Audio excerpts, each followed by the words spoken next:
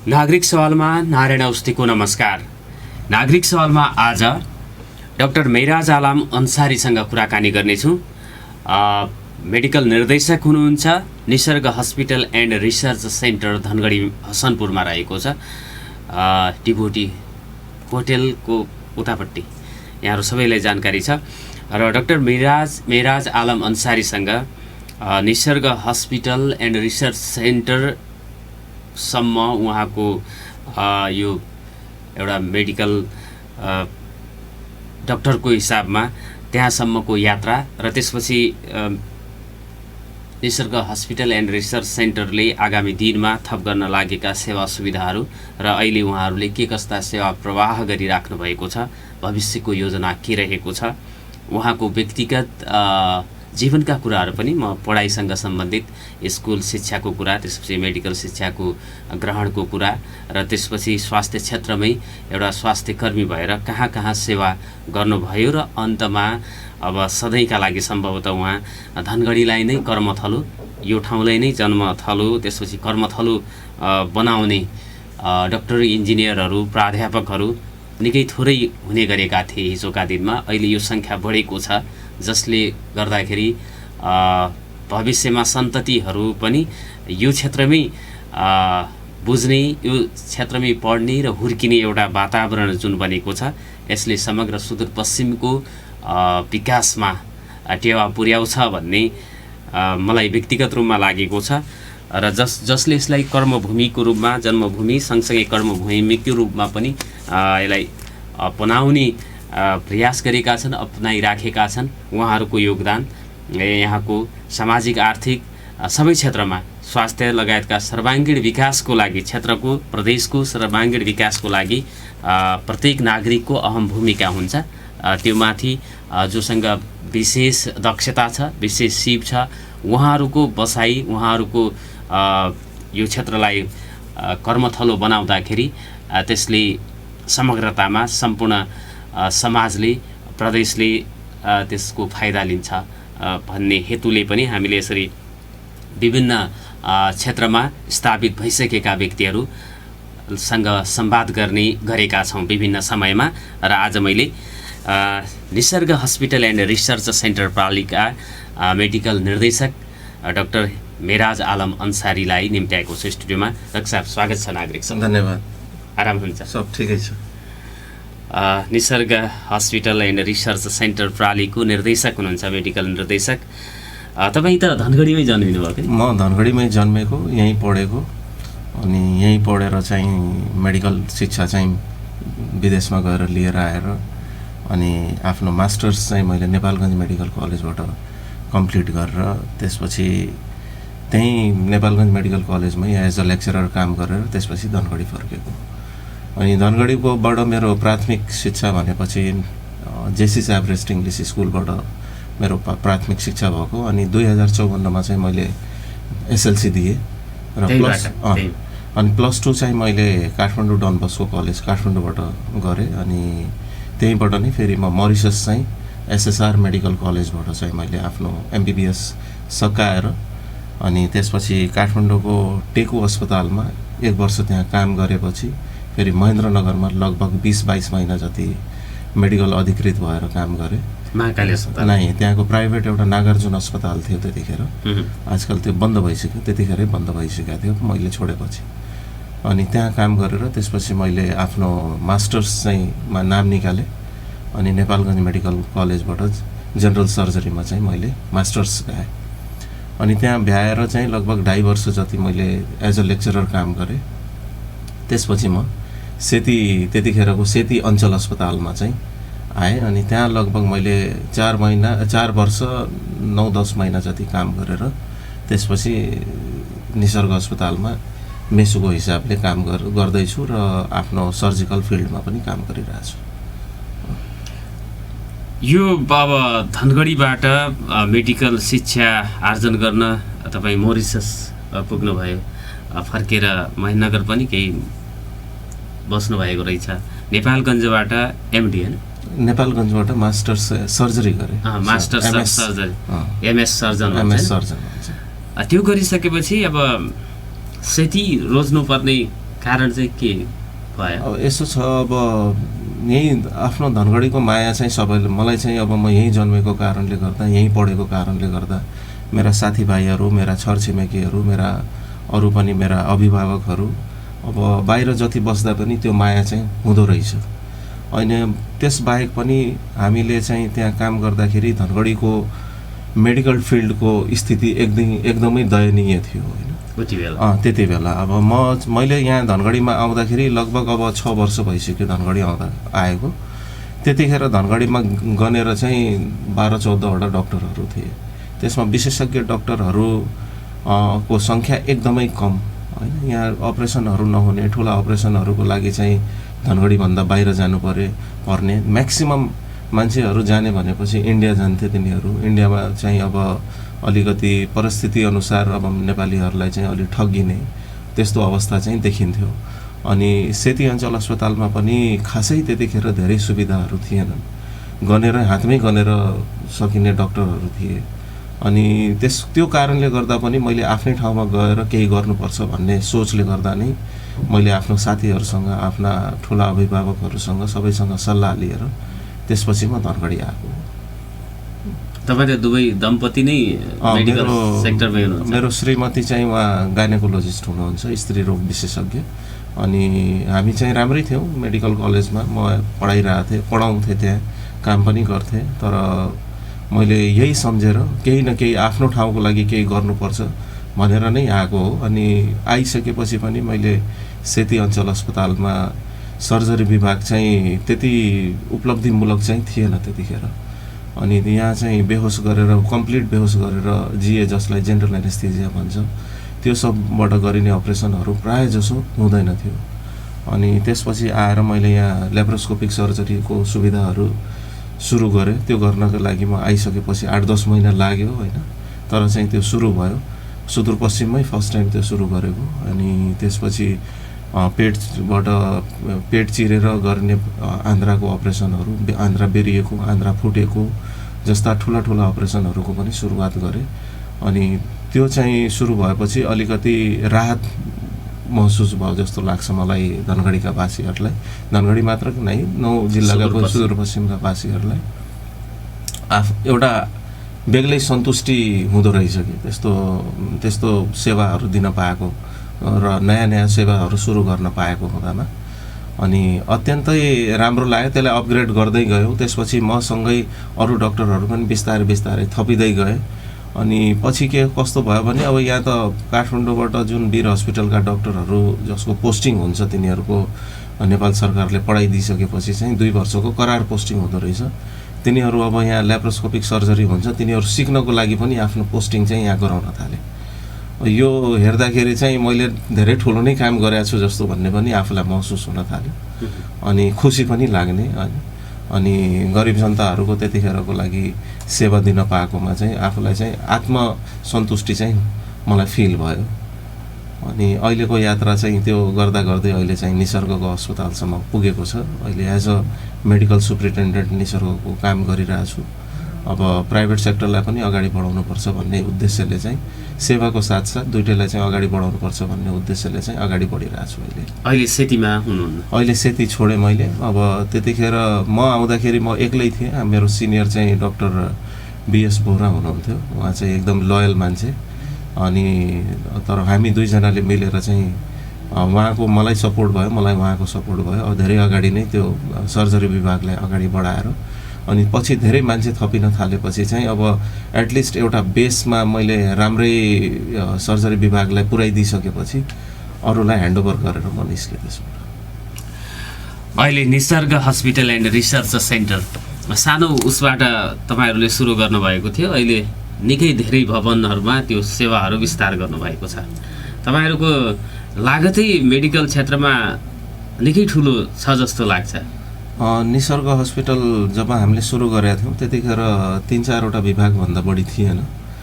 पिडियाट्रिकको विभाग, सर्जरी, गाइनेकोलोजी अनि तपाईँको यो मेडिकल फिजिसियनको विभागभन्दा बढी धेरै थिएन। तर आवश्यकता अनुसार चाहिँ हामीले बिस्तारै यसलाई अपग्रेड गर्दै गयौँ।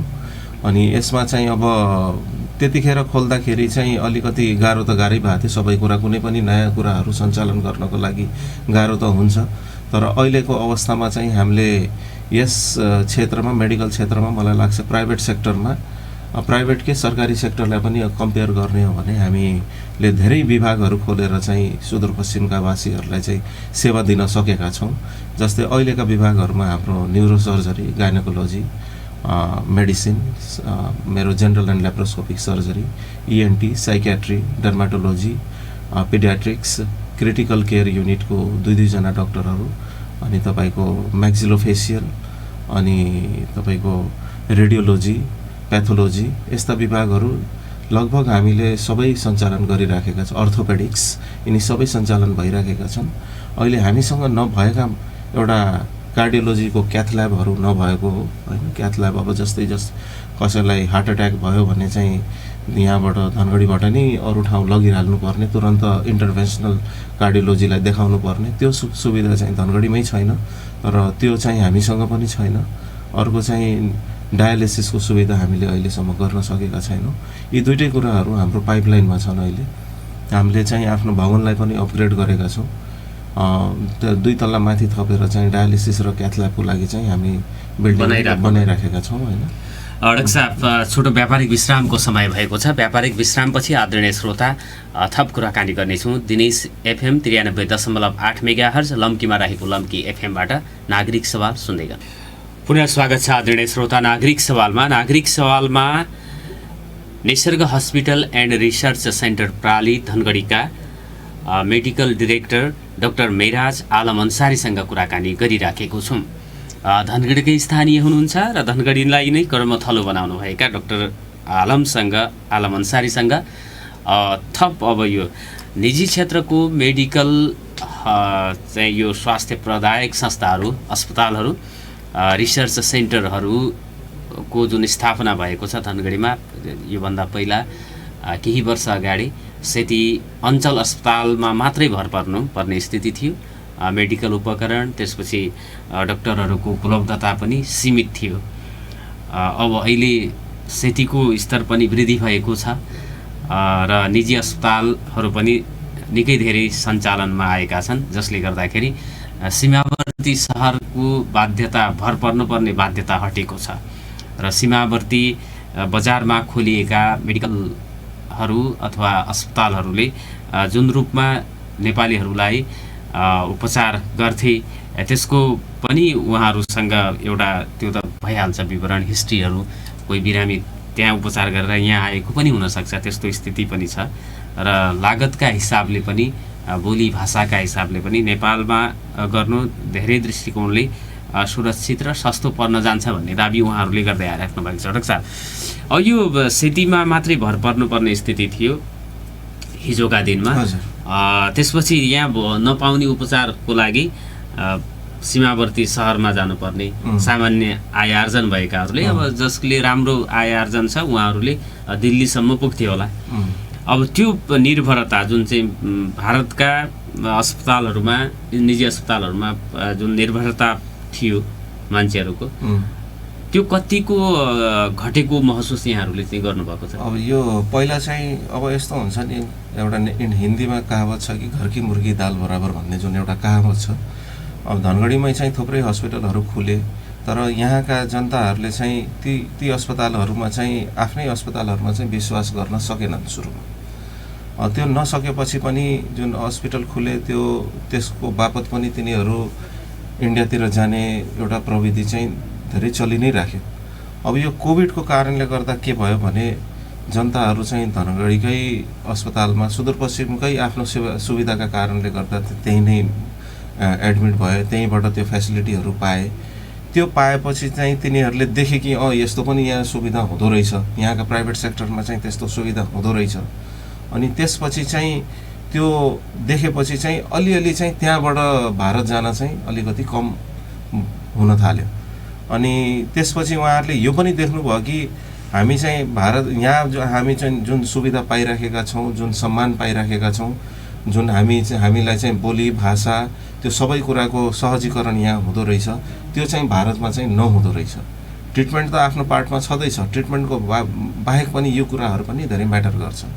अनि अर्को सीमावर्ती साइडमा चाहिँ यिनीहरूले अरू कुराहरू पनि धेरै जसो बिरामीहरूले महसुस के गरे भने ट्रिटमेन्टको पार्टमा पनि तिनीहरूले चाहिँ हेला भएको महसुस गरे होइन। मैले नै कतिवटा बिरामीहरूलाई म एज अ प्रोफेसन सर्जन भएको कारणले गर्दा मसँग टक्राउने भनेपछि प्रायः जसो सर्जरी सम्बन्धी बिरामीहरू मैले सीमावर्ती तपाईँको महाकाली पारीतिरका जो हस्पिटलहरू छन् त्यसमा जस्तै किडनीको अपरेसन गराउन गएका बिरामीहरू, किडनीको पत्थरीको अपरेसन गराउन गएका बिरामीहरूको जस्तै अल्ट्रासाउन्ड गरेको छ, किडनीको अपरेसन गराउन गएको छ, चिरा दिएको छ, फेरि फर्केर आएछ, यहाँ अल्ट्रासाउन्ड गराउँदाखेरि लगतै हप्ता 10 दिनपछि अपरेसन गराउँदा के अरे अल्ट्रासाउन्ड गराउँदाखेरि पहिलाको अल्ट्रासाउन्ड र पछिको अल्ट्रासाउन्ड म्याच गर्छ भन्नाले पत्थरी निकालेकै छैन, घाउ मात्र पारेर सिलिदिएको छ। अनि त्यस्तो पनि मैले 5-6 वटा बिरामी भेट्टाएँ। पित्तथैलीको केसमा पनि त्यस्तै भेट्टाएँ। एकजना टिचरै हुनुहुन्थ्यो उता कलुवापुर साइडको, उहाँको केसमा पनि भेट्टाएँ मैले। पिथौरागढको केसमा एउटा भेट्टाएँ, 14 वर्ष पुरानो अपरेसन भएको, पित्तथैली नै निकालेर भनेर पुरै चिरा उरा नै त्यतिखेर चाहिँ दूरबीनको सुविधा सायद त्यतिखेर त्यहाँ थिएन होला, पुरै चिरा दिएको छ। त्यो बिरामी चाहिँ फेरि यता दुखेर चाहिँ नेपालगञ्ज मेडिकल कलेजमा पुगेको छ। नेपालगञ्ज मेडिकल कलेजमा अल्ट्रासाउन्ड गराउँदाखेरि पित्तथैली पुरै जस्ताको त्यस्तै छ, पत्थरी पनि त्यस्तै छ। अनि त्यसपछि फेरि अब यो सुदूरपश्चिममै नजिक यो दार्चुलातिरको बिरामी थियो, अनि धनगढीमै गराउँछु भनेर त्यो निसर्ग आइपुग्या रहेछ। अब त्यहाँ चाहिँ चिरा दिएको छ, अल्ट्रासाउन्ड चाहिँ नेपालगञ्ज मेडिकल कलेजकोले चाहिँ पत्थरी छ भन्छ। मलाई पनि विश्वास भएन, मैले फेरि रिपिट यहाँ पनि गरेँ। यहाँ पनि गर्दाखेरि चाहिँ पत्थरी नै देखियो, पित्तथैली जस्ताको त्यस्तै देखियो। त्यसपछि फेरि 14 वर्ष अगाडि गरेको अपरेसन, त्यसको पित्तथैली निकालिएको भनेर अपरेसन गरेको पिथौरागढको कुरा गर्दैछु यो। अनि त्यसपछि फेरि मैले यहाँ त्यो अपरेसन कम्प्लिट गरेँ। यो भयो लगभग 3 वर्ष अगाडिको कुरा गर्दैछु। यसरी बिरामीहरू स्पेसली हाम्रा नेपाली बिरामीहरू ठगिएका हुन्छन् सीमावर्ती क्षेत्रहरूमा होइन। त्यसैले बरु 2-4 पैसा बढी नै लागोस्, अलि राम्रै ठाउँमा जाओस् होइन। अब सबै सुविधा यहीँ छ लागतको हिसाबले पनि। जस्तो अब एउटा त त्यो ठगिने कुरा भयो, अर्को कुरा लागतका हिसाबले, कुरा बस्नुपर्ने हिसाबले, आवत जावतका हिसाबले, जस्तो औषधि पनि बढी पावरवाला दिइदिने गर्छन् भन्ने कुराहरू पनि हुन्छ। सही कुरा हो त्यो। अब उनीहरूलाई चाहिँ प्रम्प्ट रेस्पोन्स चाहिएको हुन्छ, अनि बिरामीहरूलाई देखाउनु पऱ्यो कि हामी त एकदमै राम्रो गरिरहेछौँ भन्ने कुरा देखाउनको लागि पनि उनीहरूले चाहिँ स्टेरोइड चलाइदिने तुरन्तै। अब स्टेरोइडको इफेक्ट के हुन्छ भने तुरन्तको लागि त्यसले जम्मै सिम्टमहरू चाहिँ एकदमै न्यून गरिदिन्छ, तर त्यसले बिरामीलाई चाहिँ लङ टर्म इफेक्टहरू गरिराखेको हुन्छ। अब किन तिनीहरूले सोचुन् नेपालीहरूको बारेमा? नेपालीहरू तिनीहरूको लागि के म्याटर गर्छन् र?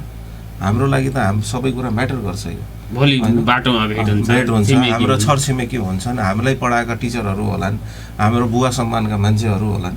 हामीले त सबै कुरा उहाँहरूको सम्मानको हिसाबले आफ्नो मेडिकल प्रोफेसनलाई झन् अगाडि बढाउनको लागि उनीहरूलाई चाहिँ राम्रो गर्नु छ। हामीले यो समाजमा राम्रो गर्नु छ। भोलि त हामीले पनि जवाबदेही हुनुपर्छ यो कुरालाई।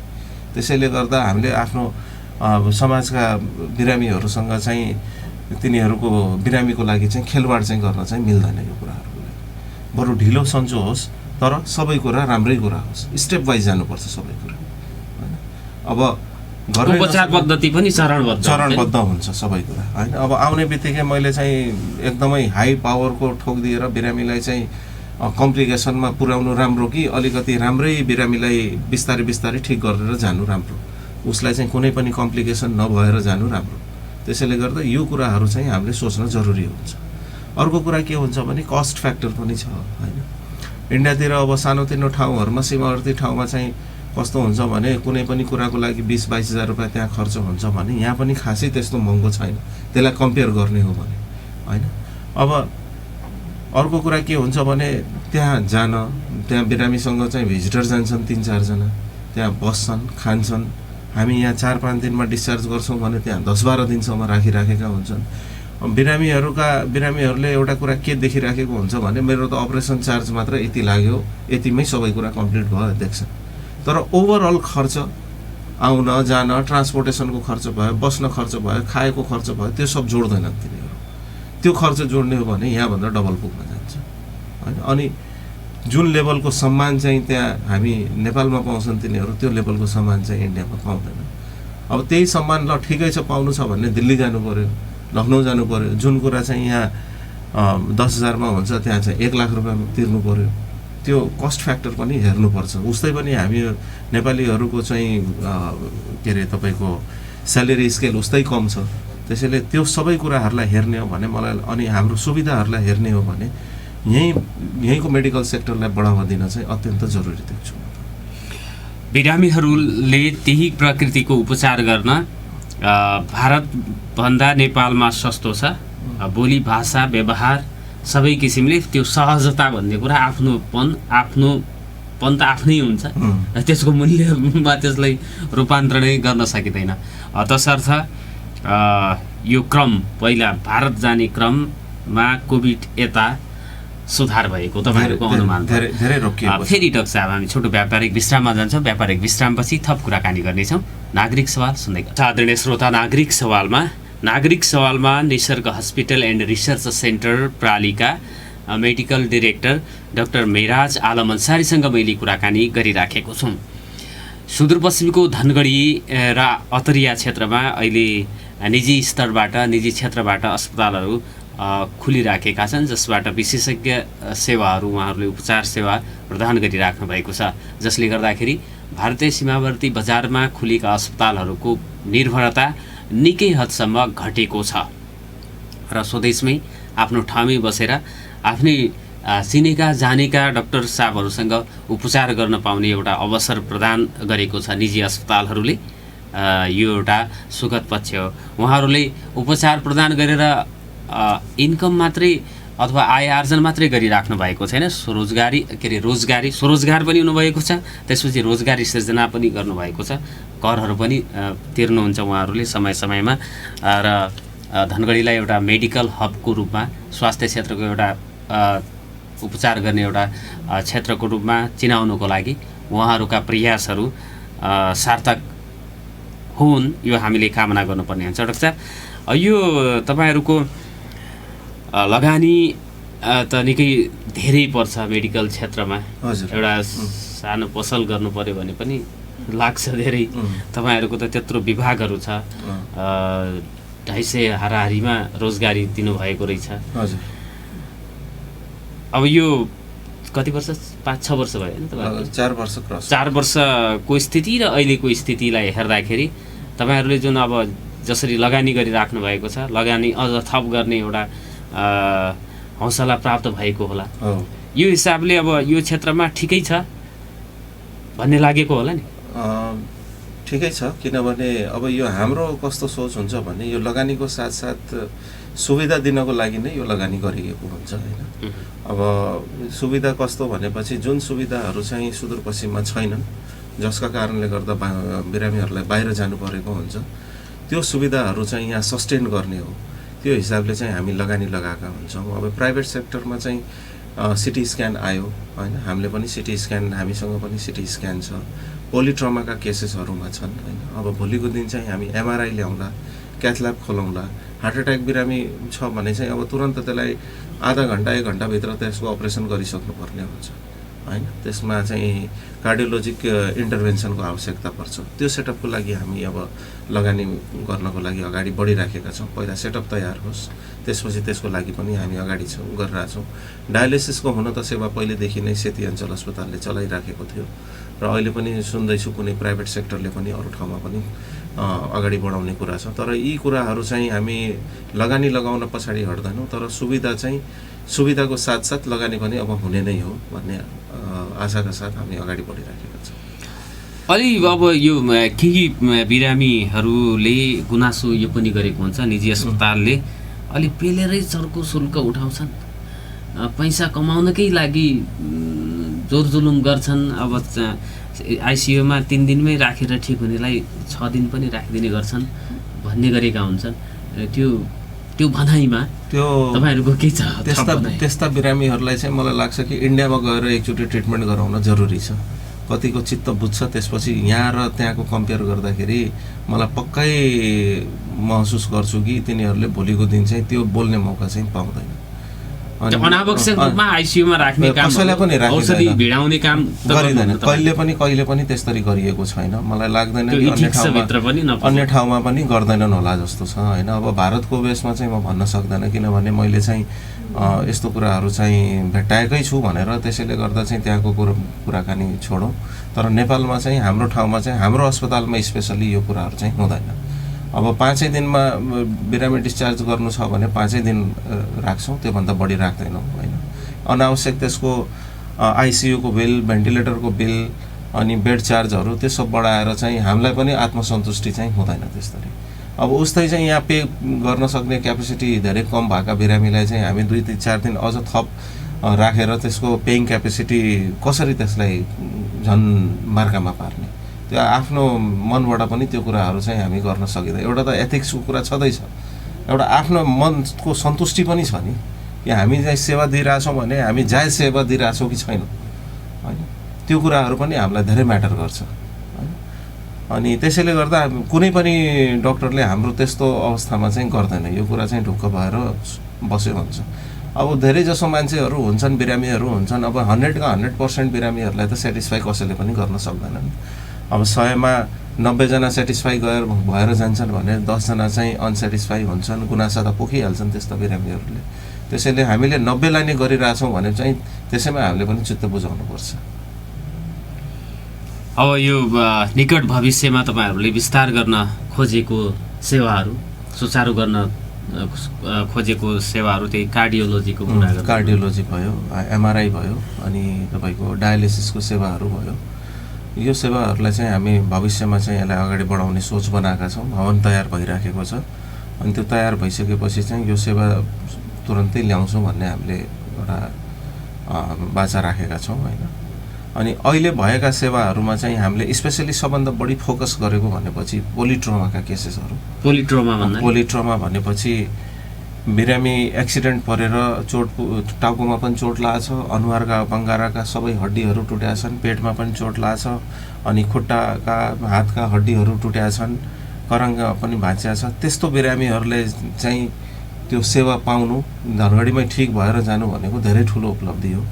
त्यस्तोलाई चाहिँ हामी अलिक बढी फोकस गरिराखेका छौँ। त्यस्ता बिरामीहरू चाहिँ हामी, किनभने हामीसँग म्याक्सिलोफेसियलका सर्जन हुनुहुन्छ, न्युरो सर्जन पनि हुनुहुन्छ, अर्थोपेडिक्स चाहिँ 2-2वटा अर्थोपेडिसियन हुनुहुन्छ होइन। अनि सर्जरीमा मैले हेर्ने आफै भइहालेँ।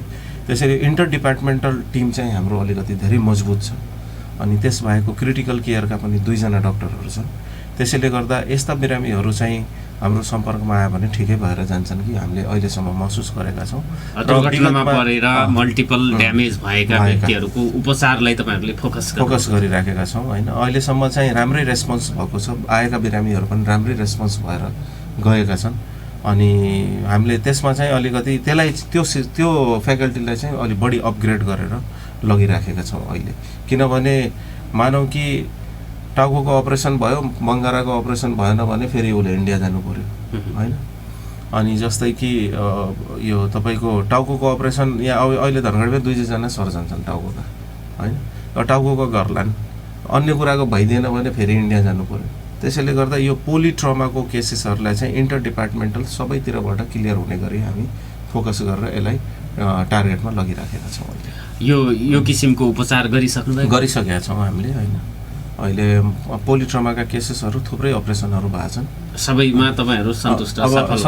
अब सफल अब यसो हुन्छ, यस्तो कुराहरूमा चाहिँ टाइम ड्युरेसनको धेरै फरक पर्छ। बिरामी कति चाँडै या कति ढिलो हस्पिटल पुगेको छ होइन।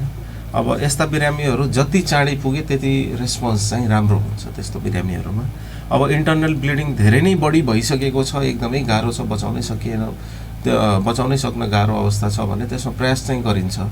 अब प्रयास गर्दै पनि बिरामीहरू कहिलेकाहीँ बाँच्दैनन् होइन। तर समय तुरन्त ड्युरेसनको अनुसार चाहिँ तुरन्तै लिएर आएको छ भने त्यस्ता बिरामीहरू बाँचेर गएका पनि छन्, एकदम मजाले हिँडेर घर गएका पनि छन्। तर टाइम ड्युरेसन चाहिँ अलि लाग्दो रहेछ तिनीहरूलाई ठिक हुनको लागि, तर ठिक चाहिँ भएका छन् धेरै जसो बिरामीहरू। अब यो मेडिकल क्षेत्रमा तपाईँहरूको 4 वर्षे यात्रामा अब यो सेवाहरू थप्दै जाने, बढ्दै जाने हो, लगानी पनि बढ्दै जाने। अहिले अब तपाईँहरू सुरुमा 2500बाट सुरु गर्नुभयो? 2500बाट सुरु गर्यो। अहिले 25मै हुनुहुन्छ कि 50मा पुगिसकेका छौँ अहिले होइन, 50मा पुग्यौँ। अब यसलाई टार्गेट हाम्रो 100मा छ। अहिले हामीले अरू ठाउँमा पनि जग्गाहरू किनेका छौँ। अब हाम्रो फर्दर प्लान त्यो जग्गाहरूमा अब 2 ठाउँमा जग्गा छ हाम्रो। अब त्यसमा गएर चाहिँ क्यान्सर एउटा चाहिँ तपाईँको यो स्याउले जानु बाटोमा छ, अर्को चाहिँ तपाईँको यो जोशी टाकिज जो पुरानो जोशी टाकिज थियो त्यहाँ छ।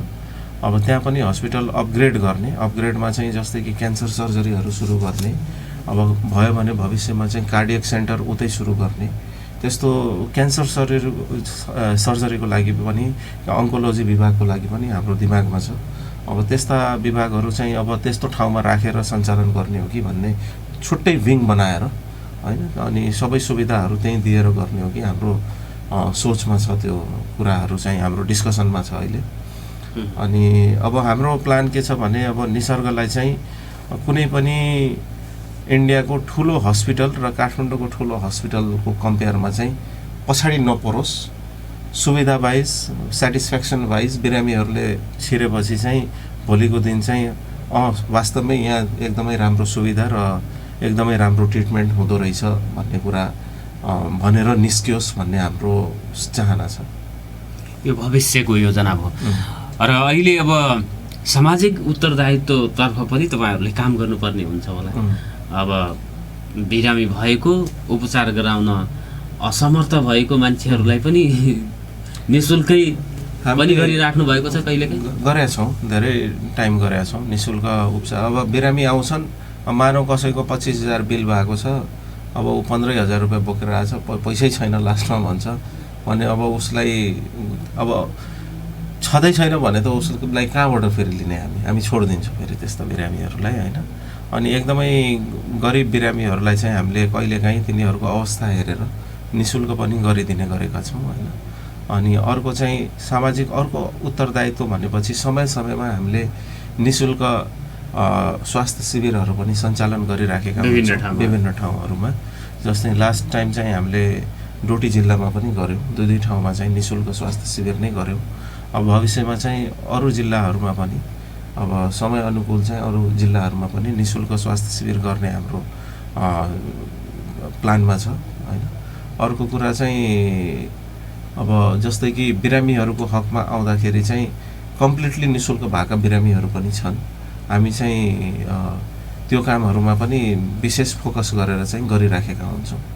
पैसा नै कमाउनु धेरै ठुलो कुरा होइन, तर त्यसबाहेकको अति गरिब बिरामीहरूलाई पनि हामीले कतिको सेवा दियौँ त्यो पनि धेरै कुराहरू चाहिँ हामीले सोच्नुपर्ने हुन्छ। अनि यो कुराहरूले चाहिँ अलिकति मनमा सन्तुष्टि पनि गर्दो रहेछ। पैसा त के छ, आज कमाउँछ भोलि सकिन्छ फेरि पर्सि कमाउला, तर मनको सन्तुष्टि पुरा भएको छ कि छैन त्यो पनि हेर्नु जरुरी छ हामीले। एउटा रुँदै रुँदै आएको बिरामी खुसी भएर जाँदाको क्षण र त्यसले चाहिँ तपाईँलाई श्रेय दिएर गयो भने प्राप्त हुने सन्तुष्टि त पैसामा क्यास गर्न सकिँदैन, पैसाले चाहिँ त्यसलाई जोख्न सकिँदैन त्यो कुरालाई। अहिले त अब यो तपाईँहरूले गर्दाखेरि यही क्षेत्रको डाक्टर साहबहरू तपाईँहरूले त लगानी नै गर्नुभएको छ, अस्पताल सञ्चालन गर्नुभएको छ, अरू अस्पतालहरूमा पनि यहीको डाक्टर साहबहरू चाहिँ जोडिनु भएको छ, दम्पति स्वयं परिवारका अन्य सदस्यहरू पनि र बाहिरका काठमाडौँमा उपचार गर्नुहुने अन्य सहरहरूमा कर्मथलो बनाएका डाक्टर साहबहरूको पनि एउटा यहाँ चाहिँ राम्रो छ है भनेर आउने क्रम पनि बढेको छ। अब धनगढीभन्दा बाहिर काम गर्ने डाक्टरहरू पनि अब अहिलेको अवस्थामा चाहिँ धनगढी फर्किने क्रम चाहिँ धेरै भएको छ। यहीँको पनि बाहिरको पनि बाहिरको त छँदैछ होइन, बाहिरको त छँदैछ, तर म सोच्छु कि बाहिरको भन्दा पनि यहीँका सुदूरपश्चिमकै डाक्टरहरू जो बाहिर काम गरिराखेका छन् तिनीहरू फर्केर आएर बरु आफ्नै समाजमा आफ्नै ठाउँलाई अपग्रेड गर्ने, यही ठाउँलाई विकास गर्ने, मेडिकल हबको रूपमा अगाडि बढाउने त्यो सोच राखेर यहाँ फर्किने क्रम चाहिँ पहिलाभन्दा धेरै नै बढेको छ होइन। म धनगढी आउँदाखेरि हामी 3 जना धनगढी आयौँ, म मेरो वाइफ र डाक्टर प्रदीप मिश्र, हामी 3 जना एउटै मेडिकल कलेजमा काम गर्थ्यौँ र हामीले जानुपर्छ भन्ने यही सोचले त्यहीँ गएर केही गर्नुपर्छ भन्ने सोचले आएको। हामी 3 जना आएपछि चाहिँ थुप्रै डाक्टरहरू धनगढी फर्के। अब मलाई लाग्यो कि चाहिँ हामीले गर्दा चाहिँ एउटा हाम्रो पनि एउटा रोल भयो कि यो रेभोल्युसन ल्याउनमा भन्ने जस्तो पनि लाग्यो मलाई। अनि प्राइभेट सेक्टरमा पनि हामी लाग्यौँ। प्राइभेट सेक्टर पनि हामीले खोल्दाखेरि चाहिँ निकै कम प्राइभेट सेक्टरका हस्पिटलहरू थिए। अब त्यो देखेर पनि अरूहरूले पनि सञ्चालन सुरु गरे। अब एउटा त्यो सुरु गर्दाखेरि प्राइभेट सेक्टरको जबको साथसाथ तपाईँको अरूले पनि रोजगारी पाए। तपाईँको योसँग रिलेटेड धेरै कुराहरू हुन्छ, ट्याक्सको कुराहरू आउँछन् होइन। सरकारले त्यसबापत चाहिँ ट्याक्स राम्रै पाइराखेको हुन्छ, त्यहाँका लोकल जनताले रोजगारी पाइराखेका हुन्छन्, समय नजिकका वरिपरिका होटलहरू राखेका हुन्छन्, लजहरू चलिराखेका हुन्छन्। अब रिक्सा चालकहरूले चाहिरहेको, एम्बुलेन्सले काम पाइराखेको हुन्छ। 9 जिल्लाका बिरामीहरू धनगढीमा आउँदाखेरि चाहिँ अब राम्रो बिरामी राम्रैसँग खुसी भएर जाँदाखेरि सबै कुरा ठिक भएर लत्ता कपडा किनेर लगेर गइराखेको हुन्छ, आफ्नो व्यापारहरू अगाडि बढाएर गइराखेको हुन्छ। त्यो रेभोल्युसन पनि छ कि यसमा, यो सब खुल्नमा होइन। त्यसैले हामी त यो मेडिकल हब भएपछि यो कुराहरू अझ चेन्जेसको रूपमा, रोजगारीको रूपमा भोलिको दिन गेटाको मेडिकल कलेज सञ्चालन हुन थाल्यो भने यो सब कुराहरू चाहिँ धेरै म्याटर गर्छ। यो हाम्रो विकासको लागि, धनगढीको विकासको लागि, वरिपरिका नगरपालिकाका विकासको लागि यो एउटा धेरै ठुलो टेवा दिनेछ भन्ने मलाई विश्वास छ। र विदेश जाने ठुलो पुँजी पनि त रोकियो, धेरै रोकियो नि। उपचारको हिसाबले त अहिले त नेपालको लिक्विडिटी क्राइसिस हुने कारण के त, यहाँ चाहिँ तपाईँको बढ्न विदेश जान्छन्, सामान विदेशबाट आउँछ, यहाँ चाहिँ प्रोडक्सन एकदमै न्यून, आयात चाहिँ धेरै बढी, निर्यात एकदमै छैन। तर मेडिकल सेक्टरमा चाहिँ हामीले यहीँ सबै कुरा गरिरहेछौँ भने यहाँको मान्छेहरू विदेश गएन भने हामीले यहीँको पैसालाई, नेपालको पैसालाई नेपालमै रोक्न सक्यौँ भने, त्यो पैसालाई युटिलाइज गर्यो भने यसले त अर्थतन्त्रमा धेरै ठुलो टेवा दिनेवाला छ होइन। त्यसैले गर्दा यसलाई चाहिँ यहीँ रोक्न चाहिँ एकदमै जरुरी छ हामीलाई जस्तो लाग्छ। डाक्टर साहब, कार्यक्रमको अन्ततिर छौँ। मैले सोध्न नभ्याएको यहाँले चाहिँ भन्दै पर्ने केही छ बाँकी कुरा? नै ठिकै छ। मलाई यो कार्यक्रममा तपाईँहरूले बोलाएर चाहिँ मेरा कुराहरू चाहिँ सुनिदिनु भयो, त्यसको लागि। अनि भविष्यमा चाहिँ अब निसर्गको बारेमा कुरा गर्दाखेरि अब राम्रै गरेका छौँ जस्तो लाग्छ र भविष्यमा अझ राम्रो गर्नेछौँ। र नयाँ पढाइको कुराहरू पनि सोचिराख्नु भएको छ। 100 बेड भयो भने चाहिँ त्यसपछि हामी नर्सिङ कलेजहरू, अनि त्यसपछि तपाईँको मेडिकल सम्बन्धी रिलेटेड कलेजहरू चाहिँ खोल्नमा चाहिँ अगाडि बढ्छौँ होला। सायद त्यो 100 बेडको लागि पछि प्लानिङ गर्छौँ होला।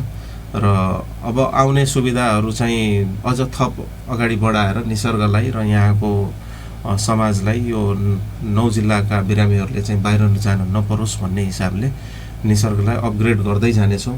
केही पनि हाम्रा गुनासाहरू छन्, बिरामीहरूलाई नै कुनै गुनासो छ, हामीले ट्रिटमेन्ट गर्ने पद्धतिमा चाहिँ केही गाह्रो भएको छ, उनीहरू सेटिस्फाई हुनुहुन्न भने म त्यहाँको निर्देशकको हैसियतले मलाई आएर त्यो गुनासोहरू पोख्दा हुन्छ। अनि मैले चाहिँ त्यसमा के सुधार गर्नुपर्ने हुन्छ त्यो म चाहिँ पक्का गर्नेछु।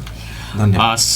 सार्वजनिक रूपमै पनि व्यक्तिगत हिसाबले अथवा अहिले त अब यो फेसबुक उसमा छ, तपाईँहरूको फेसबुक पेज पनि छ होला, त्यहाँ गएर व्यक्तिगत रूपमा तपाईँलाई फेसबुकबाटै अथवा फोन गरेर अथवा भेटेरै पनि निसर्ग अस्पताल एन्ड रिसर्च सेन्टर प्रालीले सुधार गर्नु पर्ने पक्षहरूको बारेमा पनि तपाईँहरूले सुझाव दिन सक्नुहुनेछ। डाक्टर मेराज आलम अन्सारी स्वयंलाई अथवा अस्पतालमा गएर भेट्न सकिने अवस्था पनि रहन्छ।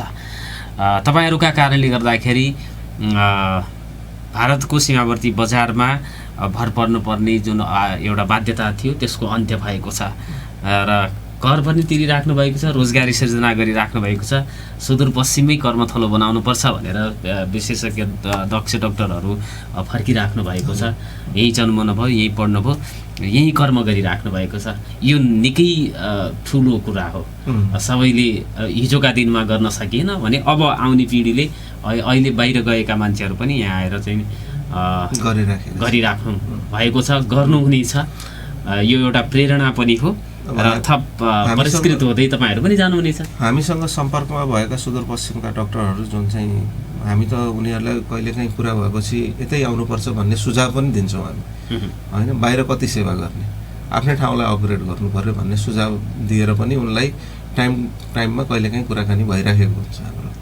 हवस्, तपाईँहरूको लक्ष्य तपाईँहरूले भेट्टाउन सफल हुनुहुनेछ र तपाईँहरू मार्फत यहाँको जनताहरूले थप सेवा सुविधाहरू प्राप्त गर्नुहुनेछ। यो शुभकामनाका साथ यो संवादको लागि समय दिनुभयो, यसको लागि धन्यवाद। धन्यवाद। आदरणीय श्रोता, भोलि अर्को विषयवस्तु र प्रसङ्गमा कुराकानी गर्न आउनेछौँ। आजलाई भने बिदा दिनुहोस्। नमस्कार, शुभ दिन।